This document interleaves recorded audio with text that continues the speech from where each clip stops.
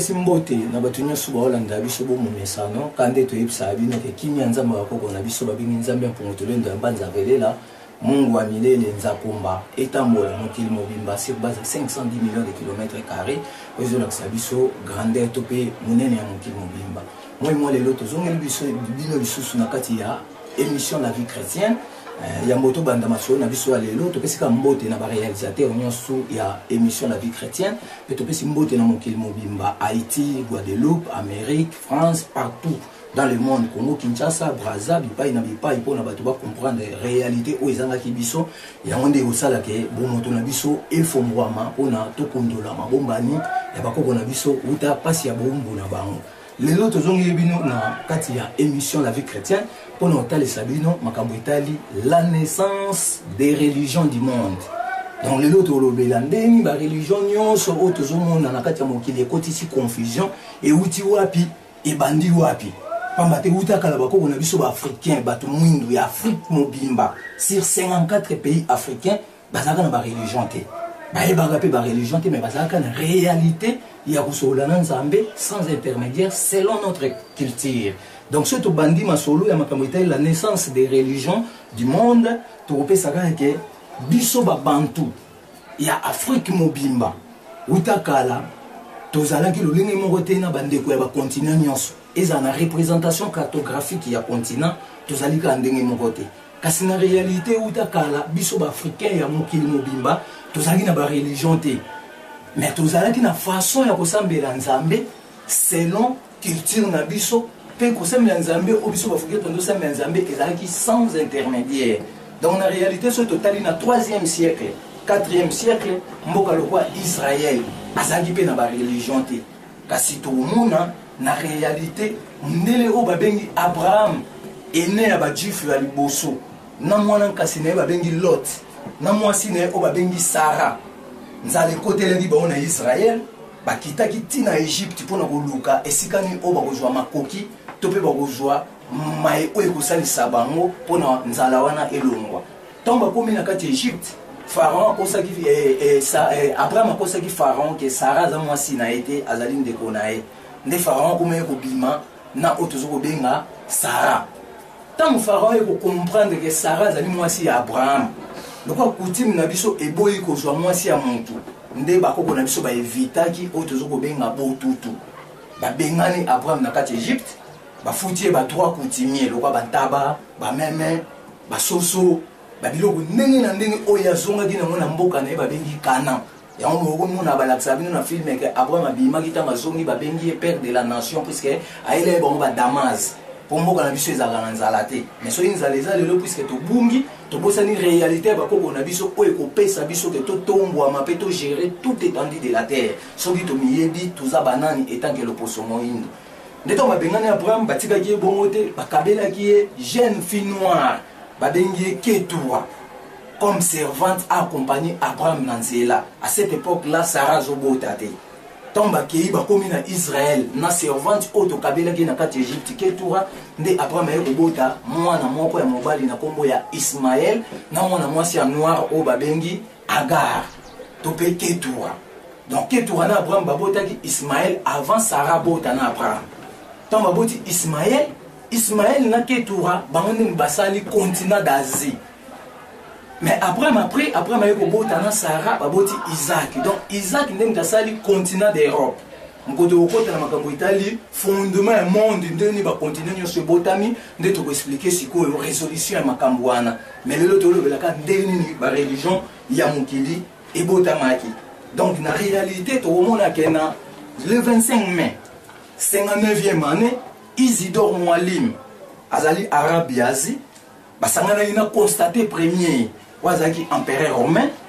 basangana na le 25 mai 59e année bakendaki tina mokili ya Yougoslavie na Kosovo kuna Kosovo bakendaki okuta na diable moko boy azali na mitu 7 kombo diable ngo Rarab Tanin ala Léviathan monstre de la Bible et Coran yenda sangisaki bango apesi bango plateforme ya kosala ba otobenga l'église na otobenga ba mosquée pe apesi bango formulaire ya ndeni ba établir ba buku mibale oyo koyana enseignement ko perturber ordre mondial ndenge lelo tozolanda Coran pe tozolanda Bible na bozongi na bongo tonga longwe na bokutani na diable wana tope elima wana mitu sambo tope mitu 7 tonga zongaki Isidore Mwalim akendaki directement na Turquie kuna na Turquie akero sala 12 mosquées constaté première akendaki directement na Otobenga na basilique na Rome akesa la basilique Saint-Pierre na reconnaissance ya premier pape ya Rome au babengi Saint-Pierre. Ça veut dire pape ya liboso ya Rome babengaki Saint-Pierre. Le to na 266e pape ya bamindele noir na aleka na bonga na te. Ya mwana biso sikoyo to bota metake ba pape ya Congo. Pona to contraire to la kisama bomba nini ezo bomba na CC. Ils ont une perturbation, il y a une guerre, il y a une confusion dans le monde par rapport, il y a un contact au bas contacter l'esprit malfaisant, il y a un trouble dans le mitoa batu pe ya détruire mon kilanzambe. Pamba te uta kalanzambe tanga kelele mokili, après ça biso batu to zana kata mokili ba ndeni to tombo lokuma mokili na ndeni to bongisa mokili nae. C'est que lolengo to vivre lelo ezeli lolenge o nzamba linga kite to zana yango. Mais lolengo nzamba linga to zana yango ba dérouter to pe ba dévier biso route. Ndele lo biso to bote miko na kozongisa batu ba reconnaître que ceux qui to yebi kombo na nzambe sans intermédiaire nde to bénéficier nguya ya tout étendue de la terre. Donc la réalité makambo nyoso no loba na époque où le judaïsme ezaki na salamité puisque to utelo ba Israël pas ezaki na religion te mais ba religion esima puisque to mona que na 1200 ans Moïse a eu 23 livres africains na kati Égypte puisque to bokole na kati ndako pharaon aibi 23 livres africains akimi na kati Israël akepesa yango ndeko na mwasi babengi Myriam apesi bandeko ne musuba robowa kine koma ki pa ya Salomon. Ça veut dire Moïse ozolo ba Moïse vrai combo na babengi Ormasis. Hein so boye ba combo ya Moïse te la ba chrétien tout na yo chrétien tout na muninga na OK Moïse combo na ina pour ba ba Moïse mais Moïse vrai combo na ezali Ormasis yenda yibaki 23 livres africains na kati Égypte akena na Israël apesi na bandeko na pe ba mindele ya monde entier ba weleli ba contenu ba secret o ezalaki na kati ba livre wana 23. Ça veut dire ba contenu wana ezalaki les secrets à 40 pouvoirs de l'homme noir. Oh le lieu créé ba avion, oh le lieu créé makambu nyonso auto na sur développement ya makambu Italie auto zo ko benga monde. Tant Moïse a déposé ba livre ayiba na kati Égypte 23 livres ya mwanande esalaki naissance ya judaïsme comme religion nae. Tant basali judaïsme ba yoko sala livre na mo basali yango Torah. Tant basali livre Torah, livre ya judaïsme, tant ba mindele ba weleli les contenus à 40 pouvoirs ya ba secret ya l'homme noir nde ba grec ba yoko sangana basali otozo ko benga concile de 70. Na kati ya concile de 70 ezalaki lisanga ya 70 savants et il y a 70 savants et il y a 70 et il y a 40 écrivains grecs pe otozo ko benga 30 savants basangani basali biso concile de 70 basali 39 livres ancien testament. Donc dans cette époque là nouveau testament ezalaki na ebotamité. Ça veut dire otobenga Ismaël yenda sali ba papa ba Mahomet papa aboti muto bozo benga prophète Mahomet kombo na Abudala wana ezali papa o aboti prophète Mahomet kombo na Abudala bazali ba descendant ya Ismaël. Donc elingo lobanine na réalité to omona ke na époque ya makambo nyoso to loba courant pe ezaki na samité bible pe na ezaki salamité mais bible eko sama na concile de 70 basali 39 livres ancien testament. Mais à cette époque avant 600 les musulmans bazaki déjà na livre na bongo babengi yango Ifriqiya premier livre ba musulman avant pour Salam. Dans la réalité sur totali boye ya Mahomet na 622 yepende mutaye sous na confusion munene puisque a créé confusion quand la même histoire au ba chrétien ba beti ya ange Gabriel. Ba chrétien ba kutene na ange Gabriel kutene na Marie ala ka ikoya Jésus. Quand le même ange wana ke koto ba musulman ba changer kombo ba bengi Jibril akutani suna Mahomet apesi un message de Mahomet na 622 azaki chef d'état-major général avec ba armes pe a imposé bateau ya kutani na kati ya ville ya Mecque. À cette époque là Mecque ezaki désert ezaki non construit mabulu akutani bato bazoteka bakisa bokoko na bato musu ba pratiquer kibonganga na bango ba arabe kuna na kati. Mahomet abomi bato wana nyonso pe asali akimi na Mecque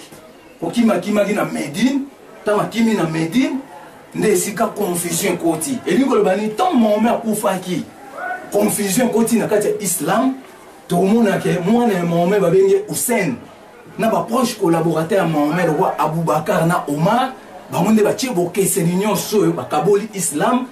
et bimisi ba sunna na ba chiite na kati ya bato ya nyonso nde ba koti na fondement ya oto obenga maraboutisme. Ça veut dire que tu peux expliquer que la religion est une religion puisque les Zambas sont religieux. Les Zambas sont vivre à travers mon pépénaï, à travers connaissance. Il y a mon moto, il y a quelqu'un qui est en que baïmen, de dévoiler tous les secrets cachés de l'humanité pour les Kokangola biso. Pour nous ressourcer, c'est pour nous Koba, en 1500, en 1513, tu as dit na pape Moko et Rome. Comme on a un pape Léon X, Azaki 217e pape na Vatican I. Azaki mon côté, mais avant de travailler en collaboration, na autorobenga moins littéraire wana azali espagnol. Ça veut dire moins littéraire azali Luther King T. Luther King azali esclave déporté en Amérique, yemta sali makambo Italie droit civique. Malgré azaki protestantisme. Mais bisotolo bela moins littéraire azali espagnol. Il y a travaillé en collaboration avec le pape Léon X, qui est 217e pape du Vatican I à Rome. Le pape Léon X a travaillé sur la reine d'Angleterre, a travaillé sur Calvin, a travaillé sur la grec. Tu vois comme à un moment, en 1514-1515, pape Léon X a mis les mots indulgence. Les mots indulgence sont les mots là qui ça. Tout bela masumu donc papa bimisi lo esikalobi à partir de lo mutu so asali masumu akoya pa nanga papa fukami abandi ko tout bela masumu nae nde moins littéraire wana Espagne atelemela ipap abi non mutu akoto bela masumu nae pa nzambe mutu akoto bela masumu ne pa na biso batute pambate toza na na otobenga solution makambu na été donc il faut mutu tout bela masumu ne pa nzambe nde pesa ipap kanda asali lettre ya récitation ya moins littéraire pe atindi bakangaye babomaye tant bakangiye babetaki 9 coups de balle na tolo akufi tant akufi nde ba proche collaborateur bazaki na kati ensemble wana ba créer confusion basali protestantisme ça veut dire babimisi protestant donc protestant de muteli biso ba premier pasteur ya monde puisque catholique azali lokwa na ba épouse de Christ azali na ba otobenga ba ange Gabriel azali na makambo itali ba otobenga ba abbé ba prêtre wani za ba titre honorifique na bango mais protestant de muteli biso makambo itali otobenga lokola ba pasteur tant ba bomi moins littéraire ne protestant botami la reine d'Angleterre accueilli mupanzi azongi na Angleterre kuna asali anglicanisme te komona otozoko benga Calvin asali calvaniste te komona ba grec bazongi pa na bango bakesala papoter ya ndenge na bango babengi ye patriarche et liko bakam ndeto vivra boye pas pour vendre na Rome na pas pourquoi azali na grec kuna bazali ndenge monte ben bango nyosu bazali otozoko benga papa ça veut dire na réalité ya makam oto uti kolobake ba grec basali papoter na bango na Congo ya otozoko benga patriarche ndeto yoko mona suko na 1884 pasteur moko abimi azali américain kombo nae pasteur Charles Taz Russell yinda zoli siko makanisi ya kosala société nae babengi yango Waterware and Society Trading de Biblos. Ça veut dire à une initiative à ça la société mo abandako multiplier ba Bible pour abandako partager dans le monde. Dans la société nae babengi Waterware and Society Trading de Biblos yango nande le lobo benga témoin de Jéhovah. Et il tient les sous confusion makasi puisque bango ba yena contenir la biso ke Yesu akufa na poto. Ok catholique la biso Yesu akufa na croix. Et on doit dire que film wa keke les oe la bino bato bozo beta tolo à travers évangile ya makambo ba paya pour na bola biso vrai Jésus o ya bino akufa gindenge nini asekwa gindenge nini puisque tout le monde va commenter belé. Bato balukanga balucha ba commenter comment nzambe yo kananga lisusu te mais bato ba remplacer nde ba kombo na bango pona ko welela lokumu ya mokili na nzambe. OK lokumu ya mokili to kopesa onka ye moko nzambe santo sangisa ena bato. Mais lelo bato ba bosani kombo na nzambe ba komi ko bimisa ba kombo ya bato. Donc to bike Waterware and Society Trading de Biblos ou asali témoin de Jéhovah tant waye ko kufa nde successeur na ye ba bengi Ritner Ford. Azui relève, yende mutaye ko sala siko 51 millions d'exemplaires bibliques na 41 000 dialectes américains.